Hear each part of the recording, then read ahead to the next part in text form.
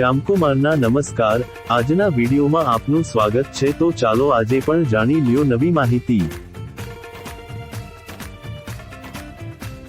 Air conditioner એસી માંથી નીકળતું પાણી એ મૂળભૂત રીતે શુદ્ધ થયેલું પાણી હોય છે, કારણ કે તે હવામાંથી ભેજ ખેંચીને ઠંડુ કરીને બનાવવામાં આવે છે। આ પાણીનો સીધો પીવા માટે ઉપયોગ ન કરવો જોઈએ, કારણ કે તે પાઇપ અને ટ્રેમાંથી પસાર થતું હોય છે અને તેમાં ધૂળ કે બેક્ટેરિયા હોઈ શકે છે।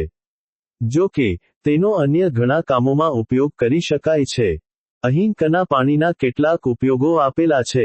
બાગકામ અને છોડને પાણી આપવા માટે આ પાણીમાં ખનિજો ઓગળેલા ન હોવાથી તે છોડ માટે સારું છે। તમે તેને ઘરના છોડ, બગીચાના ફૂલો અને શાકભાજીના છોડને આપી શકો છો। સફાઈ માટે આ પાણીનો ઉપયોગ ફ્લોર સાફ કરવા, ગાડી ધોવા, વાસણો ધોવા અને શૌચાલયમાં ફ્લશ કરવા માટે થઈ શકે છે। ઇસ્ત્રી કરવા માટે, જો તમારી ઇસ્ત્રી સ્ટીમવાળી હોય તો તમે તેમાં આ પાણીનો ઉપયોગ કરી શકો છો। આનાથી ઇસ્ત્રીની અંદર ક્ષાર મીઠું જામતું નથી અને તે લાંબો સમય ચાલે છે। વાહનોની બેટરીમાં નાખવા માટે, કાર, બાઇક કે અન્ય વાહનોની બેટરીમાં ડિસ્ટિલ્ડ વોટર, શુદ્ધ પાણી નાખવું પડે છે।